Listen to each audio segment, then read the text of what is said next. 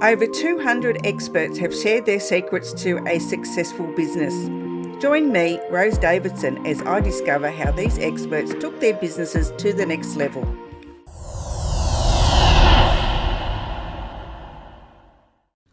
Talking with the experts. Welcome to Talking with the Experts. Talking about all things business by business owners for business owners. Episode 254 with Alex Morris.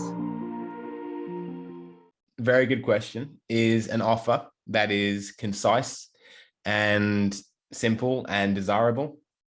And the best way of figuring that out, if you're ready to do any good marketing, or if you're marketing well, is to say, Rose, who do you help and what do you help them with? And if someone can't answer that question in one sentence, then really it's too diffused, and that's going to be really, really tough to market. So if someone is one of these coaches who is really means well and just wants to help everyone with everything, because they've got experience in NLP or hypnotherapy or a life coaching certificate, I don't want to pigeonhole myself, then that's, fine, but it's going to be an issue if you want to start marketing, because your message will be very, very diffuse and unclear to the people following you, who should be following you. So figure out your offer first, and the best way of doing that in the simplest way possible is I help this kind of person to go from this painful point to this desirable point.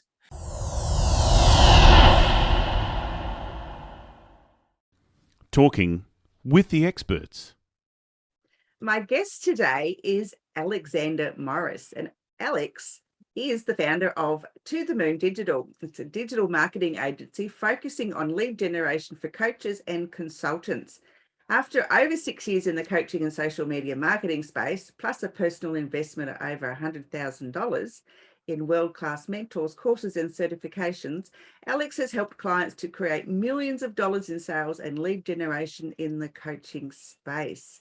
I will let Alex tell us a little bit more about himself. Welcome, Alex, and thank you so much for joining me today. Hello, Rose. Thank you for having me on. And I can elaborate on that a little bit. That's my kind of go-to bio, but there's more to me than just the marketing company. I'm a Northern Beaches boy from Sydney. I live here with my wife and two baby daughters, who are 18-month-old twins at the moment. So that's a laugh. It's a lot of fun. And the marketing company kind of came about as a bit of a stopgap when I realized I wasn't going to be able to keep running my coaching business when twin babies came along.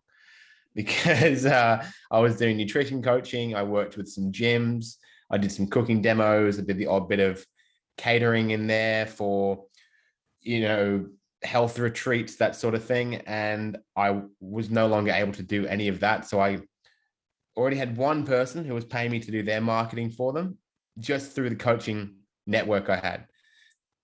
I got quite good at the marketing thing whilst marketing my own coaching business. And so I thought, okay, I'll run with this and I may be able to just make some websites and do this from home for a bit. And then it just facilitated this beautiful lifestyle and actually became relatively easy to replace my income from marketing. And once the babies got a little older and a little, they were sleeping through the night. Oh, goodness me, my chair just did that falling backwards thing that they do every now and then. Once the baby started sleeping through the night a little more, and I wasn't, spending every 3 hours, literally covered in babies and breast milk and all sorts. Done that lots of times. I've got 3 of my own, so there you go. Fantastic. Once we got our lives back a little bit, I decided to put the foot down on the pedal a little more. Rebranded as To the Moon Digital. Started working specifically with coaches and consultants, and almost a year and a half down the track from starting that company, it's going really well. I've got a small team now. There's 3 of us, and we get invited on podcasts, and people seem to be hearing about what we do. So what kind of coaches and consultants do you mainly target? Who is your target market? it's not so much about what industry or niche they're in. It's more about sort of what level they're at, because paid marketing is what we do. We run ads on sort of Facebook and Instagram, and we build sales funnels and do email marketing, that sort of thing. It's not for everyone. It's not something you need to be doing until you have a bit of a brand behind you anyway. So if a coach has been around for a couple of years and they've got some good results for some clients, they can make a sale. If they have a conversation, they can qualify the lead and then turn them into a client. If they can deliver on a program, and if they've got a little bit of profit to be able to reinvest back into marketing, then they're great for us. It's more so down that beginner end that paid marketing, I don't believe, is even necessary. So I wouldn't try and sell our services to someone who's in their first year or isn't sort of replacing their income or making a full-time income off of coaching yet. At that point, they absolutely need to be marketing themselves relentlessly, but organically, getting out there and talking to people, testing what works, what sort of content hits the mark, and just getting used to, doing live videos and responding to customers and creating groups and doing challenges and all the things that are available to us for free on social media. That's where coaches need to be starting, building a brand, getting some testimonials. And then once they want to go to that next level and scale it and reach a wider audience, automate more of the process, that's where we come in. Right. It sounds really comprehensive. I might have to come and see you when I earn my first 100,000. That's about the kind of level that it becomes feasible to do paid marketing, I think, because it's not a fully, it's no sure thing. We're pretty good at it, but that comes from testing things. How many businesses that we all know the names of now have come out of failures. Not everything works the first time, but you always get closer to what does work every time something fails. And so we will help people get there faster. We'll help people learn what happens faster. And we're actually releasing some coaching programs for more beginners soon, which is going to be great because I've started to see a demand for it, where a lot of, I mean, coaching is really interesting, isn't it? Because there's very little to no barrier to entry to call yourself a coach and to get out there and start trying to find clients.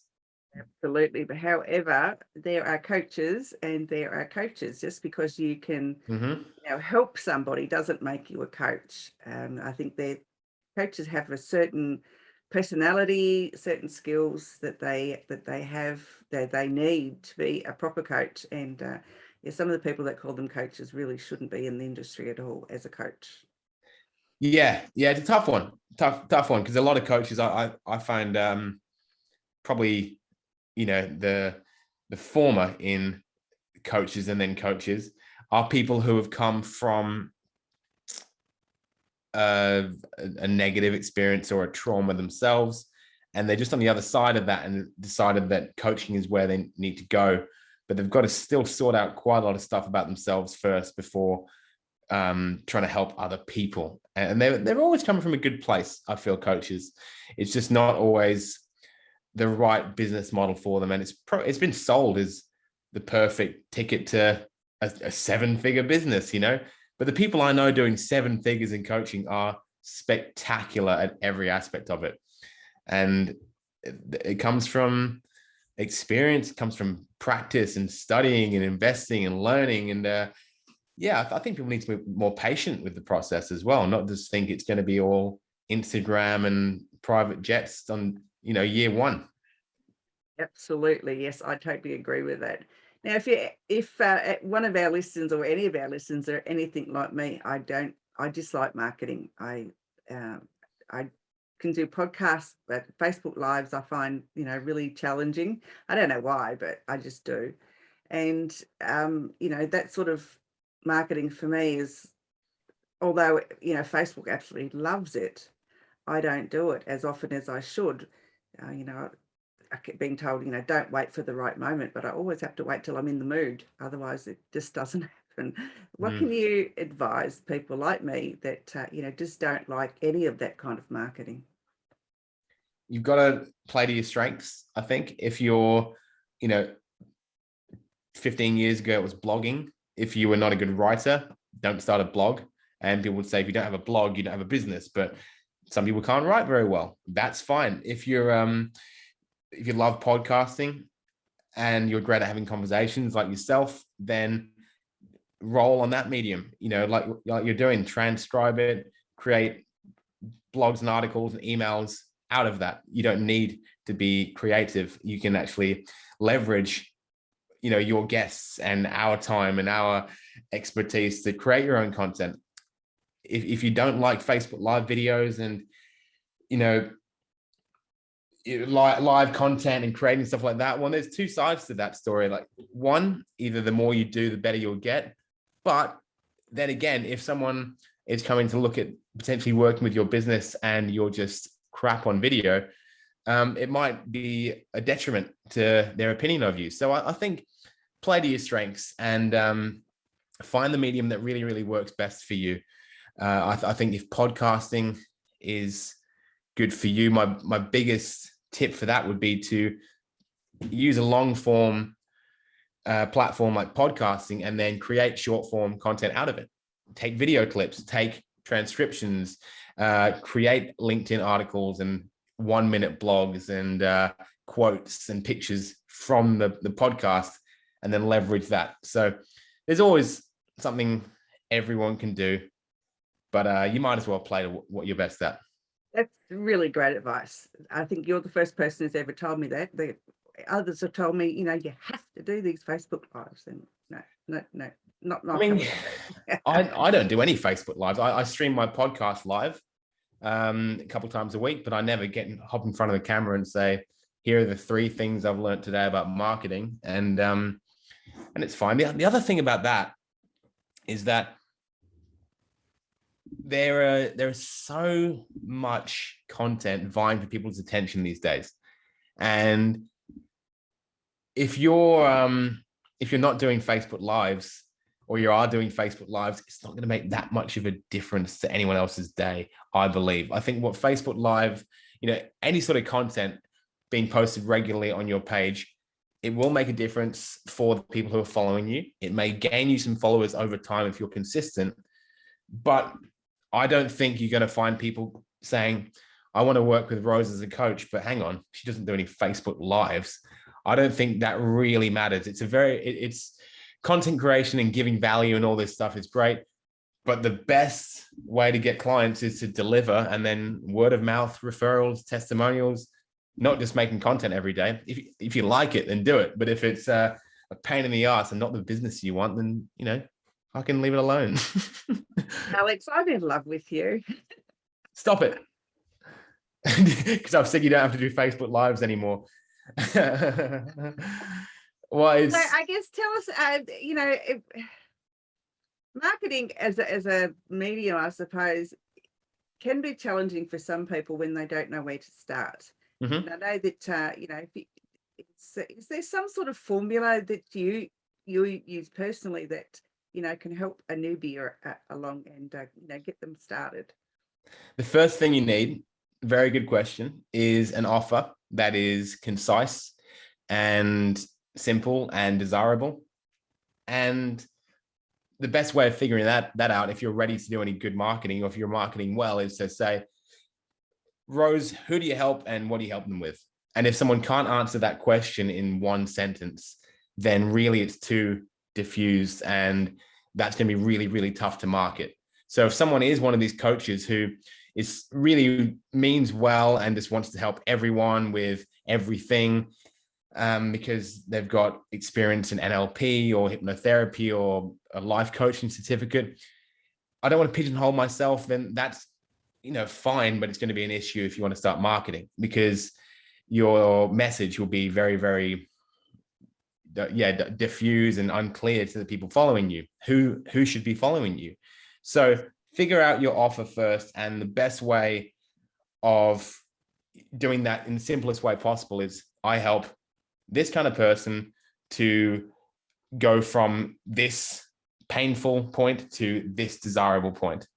And that's pretty much it. If you can figure out that, I help new mums to go from baby body to freaking Delta Goodrem physique without, and then you can always throw in that without in the end, without giving up time with their family, or even if it's tough to cook up fresh cooked meal every night, that sort of thing. And I think if you can say, I help, for example, I help coaches and consultants to generate leads online without spending hours doing online content, that makes sense. So start with the offer. And then once you figured out your audience, what your message is, you need to have some sort of valuable bait, a lead magnet, we call it, which is just to figure out who your audience is and create that, top of the funnel audience. What a lot of people do is they'll say, I'm a coach now, book a free 60-minute discovery session with me and I'll tell you about your problems. And until you're, Tony Robbins, or you have a name for yourself, no one's going to book that call. It's very, very difficult to get that call booked because people are busy, people are skeptical, people hate being sold to, and you haven't really told them anything about what's going to happen. However, if you start, up the top end and you're a little more patient with it and say, okay, if I am using that weight loss example, doing bodies for new mums, then I'll put together a free video series or training program for mums that easily works around having to breast pump every 3 hours, that sort of thing, something realistic, put that out there, people download that or ask for it, but boom, these people are in the right audience, and start moving down that funnel slowly. Don't try and, take someone home on that first date without buying them dinner first. Stop trying to sell a discovery call when you don't have a reason for people to want to do it. So just patience, have a good offer, be patient, and just, be valuable to people. Where should people first start their marketing? I mean, other marketing professionals have said, you have to be absolutely everywhere. But where is a good place to start first? I think there's definitely value in omnipresence and being everywhere. But if you can't do it, then pick the place that is most relevant to your demographic. So if you're working with B2B, white collar people, corporate people, professionals, LinkedIn, focus on LinkedIn, focus on articles, posting videos on there. If you're working with, people ages 30 to 50 in, varying professions, but not so much, more B2C, working with customers and clients, Facebook's great. All paid marketing really starts on Facebook anyway. Facebook and Instagram come from Facebook. And then if you're into, things that look great visually, like fitness, like travel, like landscaping, Instagram's perfect as well, because you can show people your end result on there. So play to your strengths and play to your audience. But I think that generating an audience on Facebook, if you're ever planning to do paid marketing, is really, really good, because that's where you advertise for Facebook and Instagram, is through Facebook, right? And if someone clicks back to your page after seeing this great ad and you've got 17 followers, then it's going to look at, once again, be a bit detrimental. You don't need thousands of followers to be successful at all. I think I've got 1,300 Instagram followers, which is, I've got more followers on my personal account, which is just mostly pictures of my babies, right? My business account is relatively pitiful, but it doesn't affect my bottom line at all. So think about where your customers are. Think about what kind of content will work well for your business. But yeah, just start and don't try and diffuse your attention between too many platforms. You don't need to be on TikTok and Clubhouse and Stitcher and Twitch and everything if it's not relevant. But if you're working with teenagers and 16 to 24-year-olds, then yeah, get on TikTok. Just do a bit of research and figure out where that Pareto principle, 20% of the work that'll get 80% of the results, and do that. Absolutely. Great advice, Alex. Thank you. Thank you for sharing that wisdom. It's wonderful. Tell me a bit about your podcast. My podcast. I just finished an episode of my podcast, actually. Hence why I'm having to drink lots of water today. I've been talking. This is my 5th podcast this week, Rose. I do a podcast called Coaches to the Moon. We're 40 episodes in now, so it's relatively new. And it's about the coaching industry, but more so the business of the coaching industry. So I do love when we get to hear about coaches' stories of, rise and fall and trials and tribulations. It's really fun to listen to. But I think what we're trying to do is get some tangible business advice on how to run a coaching business from people who do it well and people who do it in lots of different ways. So I will speak to people who are great at sales, or people who are great at marketing, or people who run retreats, or people who run online programs, high ticket, low ticket groups, one-to-one, and it's really try and pull out some nuggets of tangible value for the 11 people that listen to it. and so yeah, it's a bit of a Q&A format. I really, really try my best to ask people questions they haven't been asked before. And yeah, just to try to make sure they have fun, but also pull out some wisdom that I can then clip up into little nuggets of advice for videos for Instagram, videos for Facebook and LinkedIn, articles and blogs that people can consume long form content in 1.5 minutes and then decide whether or not they want to listen to the whole thing. Pretty much what I do too, as far as batching and so forth is concerned. I do a little thing put up in Instagram and get a few people liking them and doing whatever. So yeah, it takes time. It's not an instant overnight success story, that's for sure. I've been doing this 18 months now, and I've got about 20,000 downloads in 18 months, which it's not too bad. And so yeah, Right. I'm getting there slowly. My plan is for 2022 to be in the top 100 in Australia. So Amazing. And was that a bit of a hockey stick kind of thing for you, where it was slow, and then a bit of a that's what I'm hoping for. Yeah, that's what I'm hoping for. Yeah, but it takes time and patience, and I don't do it for the the kudos. I do it because I love learning from people, and I love to help people, and I think it's just a great opportunity for me to pay it forward for the listeners and viewers out there that could be a little bit stuck with their business life. So yeah, well, hopefully we're helping them out. Yeah, well done. Yeah, I can tell you're having fun. Alex, I don't suppose you've written a book or anything, or have one in place, or maybe not? I've got about 3/4 of a book done. So I set myself a challenge in September last year to write a business book in 30 days. And I was taught a really great way of writing called the Pomodoro method, where you just sit down, set a timer, put some music on, write for 25 minutes, don't spell check, don't edit, just freaking write, break for 5 minutes, do it again. And just did that. And I actually knocked out like 65 A4 pages of a book in, a couple of weeks. And then, the old adage, life got in the way, right? Like I think a couple of babies got sick, and I gave myself permission to, rest a little more and not try and stack everything in.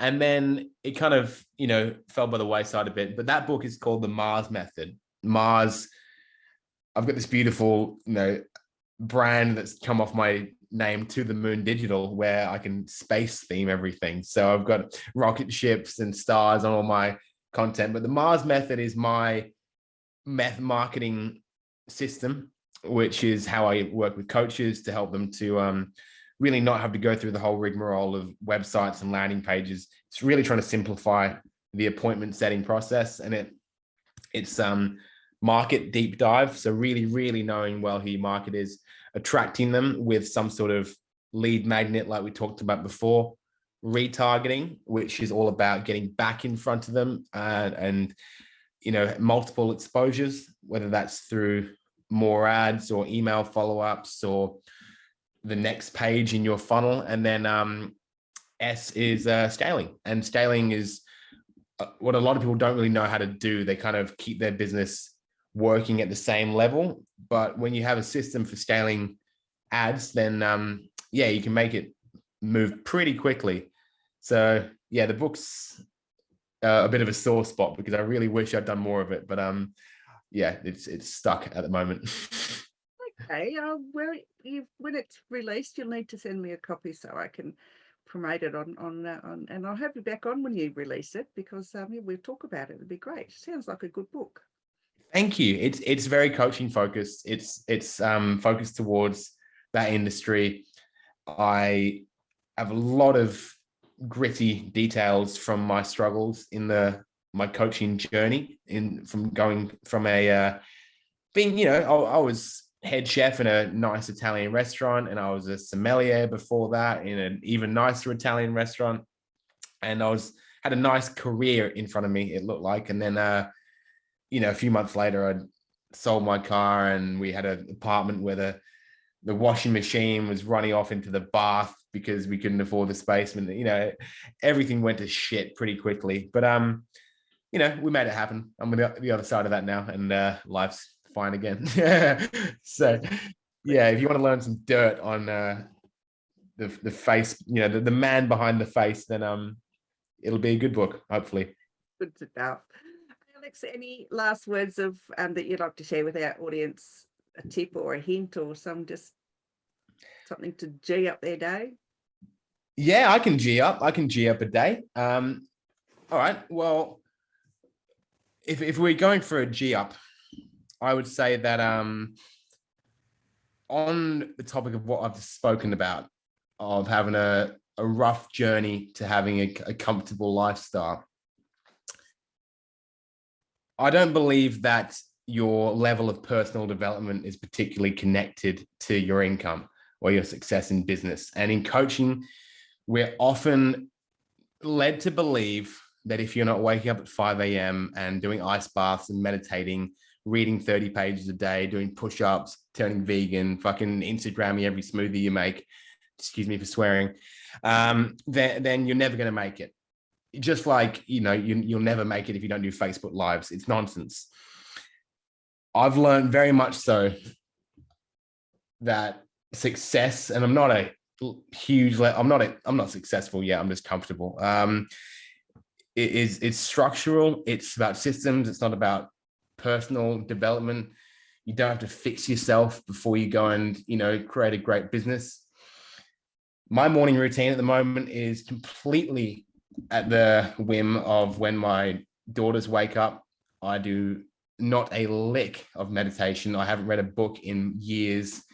I exercise daily, but I've got no personal development bones left in my body. But when it was my whole life, I was broke, and now I am absolutely in the best place I've been mentally, physically, financially, and I've left all that stuff behind me. I think it's great to get started, but I don't think your success in business and in life and your happiness is completely dependent on how many seminars you go to in a year. So just feel better about yourself, about where you're at now. That stuff's great if you want to do it, but don't let that hold you back from creating the business of your dreams. Hey, someone's just talking some common sense. Thank you. Oh, no worries, Rose. And you've also got to walk on fire and absolutely, yes, absolutely. And buy my isogenics, otherwise you'll be a terrible coach. Alex, it's been an absolute delight speaking with you today. Thank you so much for joining me, and I look forward to talking to you again later on in the year. Thanks, Rose. It's been a lot of fun.